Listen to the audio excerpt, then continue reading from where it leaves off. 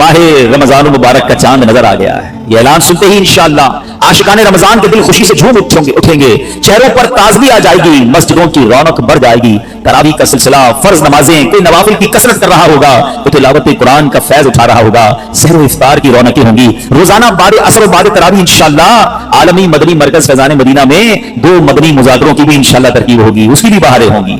सुभान अल्लाह। क्या आप जानते हैं रमजान मुबारक कितना अजीम महीना है? जी हाँ, वो महीना तशरीफ ला रहा है जिसे हदीस पाक में सैयदुश्शहूर यानी तमाम महीनों का सरदार कहा गया। मुबारक महीना आ रहा है, उसकी पहली रात से आसमानों के दरवाजे खोल दिए जाएंगे, फिर आखिरी रात तक, लास्ट नाइट तक वो दरवाजे बंद नहीं होंगे। तो इस महीने में एक सजदा करे, उसे 1500 नेकियां लिखी जाती हैं और जन्नत में सुर्ख याकूत का घर बनाया जाता है।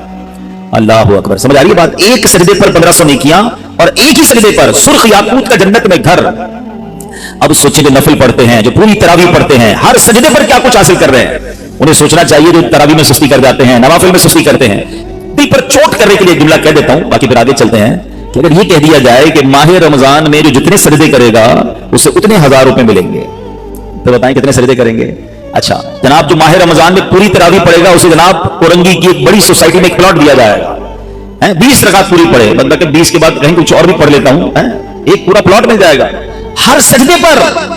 कराची में नहीं, पाकिस्तान के पोश एरिया में नहीं, जन्नत में सुर्ख याकूत का घर दिया जा रहा।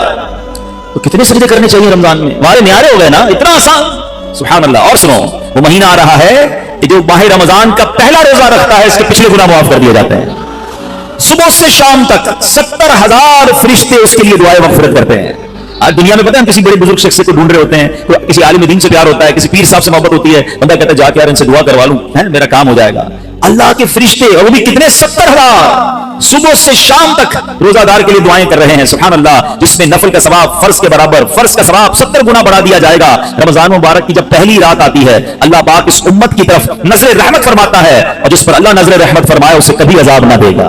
इससे पता क्या पता चल रहा है? 2-3 बातें आ गई हैं कि पहली रात बड़ी इंपॉर्टेंट है, आखिरी रात तो है इंपॉर्टेंट, वो बाद में बताऊंगा, मगर चूंकि पहली रात आने वाली है ना, first night of Ramzan is very important. आपने सुना उस रात हमें 2 रकअतें पढ़नी है, फिर फरमाया इस रात अल्लाह जिस पर नजर रहमत फरमाएगा उस पर कभी अजाब नहीं होगा, और फिर क्या फरमाया कि पहली रात आसमानों के दरवाजे खोल दिए जाते हैं। सुभान अल्लाह। तो ये खास रात है। फरमाया इस मुबारक महीने में बख्शिश के परवाने बांटे जाएंगे। कौन सा वक्त बड़ा सेंसिटिव है? ये इफ्तार का वक्त है ना, ये बड़ा सेंसिटिव है, बड़ा हसास, बड़ा खूबसूरत वक्त है। हदीस पाक में आता है जिसका मज़मून है हर रोज इफ्तार के वक्त 10 लाख गुनाहगारों की बख्शिश की जाएगी।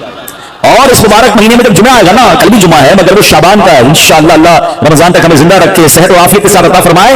इंशाअल्लाह जो अगला जुमा होगा, रमजान में जितने जुमे होंगे, फरमाया तब तो वारे न्यारे हो जाएंगे जुमेरात की मगरिब से लेकर गुरूब आफ्ताब से जुमे के गुरूब आफ्ताब तक। ये 24 आवर्स है, ये जो दिन रात है, फरमाया हर घड़ी में 10 लाख गुनाहगार जहन्नम से आजाद कर दिए जाते हैं।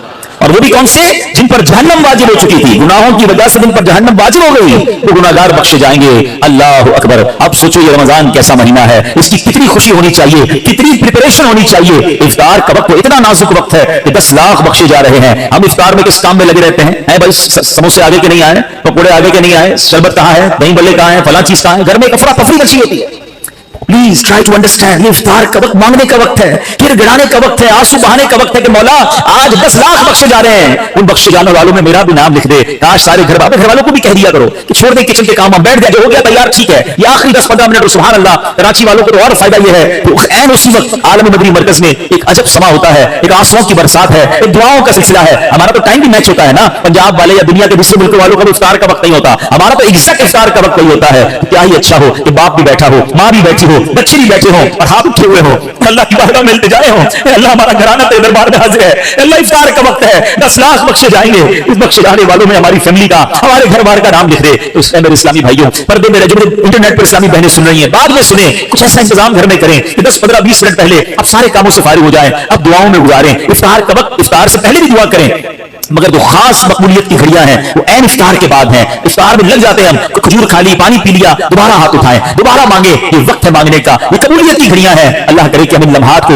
प्रॉपर अंदाज में, सही अंदाज में गुजारने में कामयाब हो जाएं। क्या खूबसूरत अशार लिखे गए कि वाह क्या बात है माह रमजान की, वाह क्या बात माह रमजान की, वाह क्या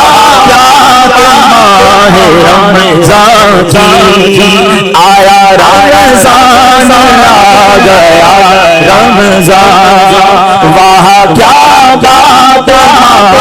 رمضان کی جان رمضان پر میری قربان واہ کیا بات ماہ رمضان کی فضل رب سے تیرا گیا رمضان لوٹو رمضان کا لوٹ لو فیضان واہ کیا بات ماہ رمضان کی۔ انشاءاللہ وہ مہینہ آنے والا ہے، اپنے دل میں خوشی داخل کیجئے، پریپریشن کیجئے، تیاری کیجئے۔ آپ کے گھر پہ جیسا مہمان آتا ہے آپ ایسی تیاری کرتے ہیں نا، کوئی دور کا مہمان، نارمل مہمان آپ نارمل سی تیاری کرتے ہیں، اسپیشل مہمان آپ اسپیشل تیاری کرتے ہیں۔ کچھ مہمان ایسے ہوتے ہیں جن کے آنے کے لیے انتظار ہوتا ہے، یقین نہیں آتا وہ ہمارے گھر آ رہے ہیں، بندہ گھر بھی سجاتا ہے، صفائی بھی کرتا ہے، خوشبو بھی لگاتا ہے، اچھے اچھے کھانے بناتا ہے، مہمان کی تیاری ہے نا۔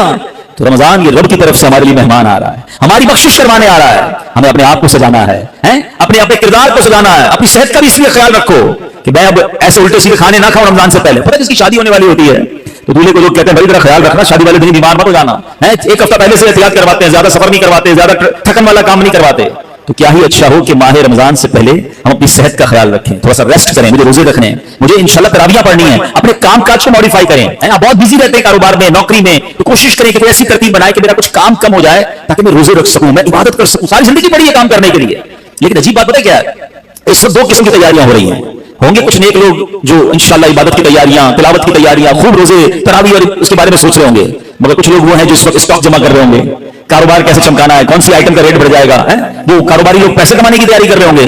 کچھ گھر والے وہ ہوں گے جو یہ سوچ رہے ہوں گے رمضان میں پکانا کیا ہے، کھانا کیا ہے، کون سی آئٹم لینی ہے۔ رمضان کھانے پینے کے لیے نہیں آتا۔ اچھا ویسے بڑی عجیب بات ہے، ذرا سوچیں آپ کہ ماہ رمضان میں ہم روزے رکھتے ہیں، لاجیکلی تو سمجھ ہی آتا ہے کہ ہمارا وزن ٹھیک تھوڑا کم ہو جانا چاہیے، ہم تھوڑے اسمارٹ ہو جائیں، مگر کئی لوگ وہ ہیں جن کے رمضان میں وزن بڑھ جاتا ہے۔ کیوں بھائی؟ اس لیے کہ شہری میں زیادہ کھاتے ہیں، پورا دن روزہ رکھنا ہے، رات زیادہ اس لیے کھاتے ہیں کہ پورا دن روزہ رکھا تھا، پھر 2 بار اور کھاتے ہیں کہ کل پھر روزہ رکھنا ہے۔ تو عام دنوں میں 2 بار کھاتے ہیں، رمضان میں 4-5 بار کھاتے ہیں، اور وہ کھاتے ہیں جو نہیں کھانا چاہیے۔ پورا سال جو چیز نہیں کھاتے رمضان میں کھاتے ہیں، پھر موٹے ہو جاتے ہیں، طبیعت خراب ہو جاتی ہے، گلے خراب ہو جاتے ہیں۔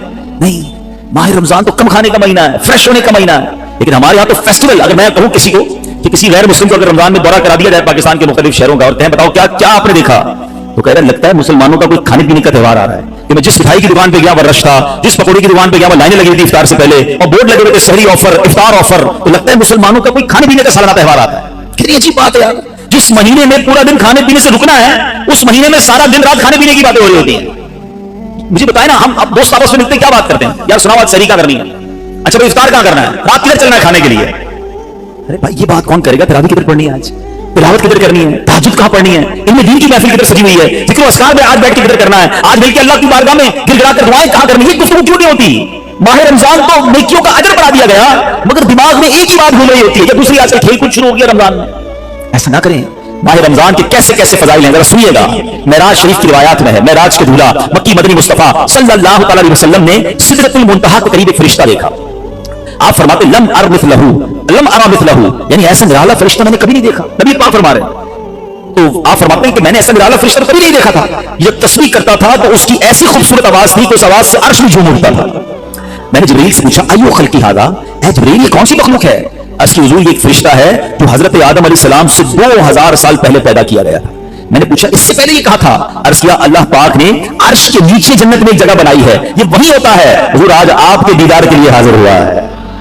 کیا شان ہے میرے آقا کی، ہر کوئی فدا ہے بن دیکھے، دیدار کا عالم کیا ہوگا۔ ارے فرشتہ بھی میرے آقا کے دیدار کا تمنائی ہے۔ جبریل امین کہتے حضور آج آپ کے دیدار کے لیے حاضر ہوا ہے۔ مکی مدنی سلطان صلی اللہ علیہ وسلم فرماتے ہیں اب نبی پاک علیہ السلام نے اس فرشتے سے ایک بڑا کمال کا سوال کیا، ذرا سنیے گا آپ کا ایمان تازہ ہو جائے گا۔ پیارے آقا علیہ السلام اس فرشتے کو سلام کیا تو وہ تسبیح میں مصروف تھا، اللہ پاک کی تسبیح میں مصروف تھا، اسے سلام سنائی نہ دیا۔ اب جبریل امین نے اسے کہا ہاذا محمد صلی اللہ علیہ وسلم، یہ محبوب خدا جناب رسول اللہ صلی اللہ علیہ وسلم ہے۔ جب اس نے سنا تو خوشی سے اپنے دو سبز پر پھیلائے، یہ اتنے بڑے پر تھے جنہوں نے آسمانوں اور زمین کو گھیر لیا۔ اب اس نے مجھے نبی پاک فرماتے مجھ سے گلے ملنے کی سعادت حاصل کی، ادب سے بوسہ بھی دیا، پھر عرض کی یا رسول اللہ صلی اللہ علیہ وسلم آپ کے لیے گڈ نیوز ہے، آپ کے لیے خوشخبری ہے کہ اللہ پاک نے آپ ماہ رمضان کے صدقے آپ کی امت کی بخشش فرما دی ہے۔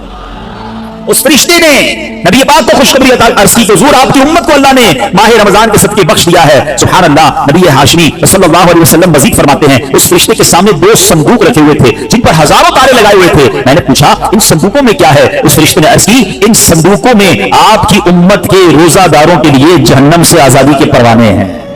आए हाय, हमारी आमद, हमारी मगफिरत का इंतजाम पहले ही रब ने फरमा दिया है। काश हम माह रमजान के कदरदार बन जाएं। ऐ गुनाहगारों, तुम्हारी समझ लो बात बन आई है। आसियों की मगफिरत का लेकर आया है पैगाम, झूम जाओ मुजरिमों, रमजान महे गुफरान है।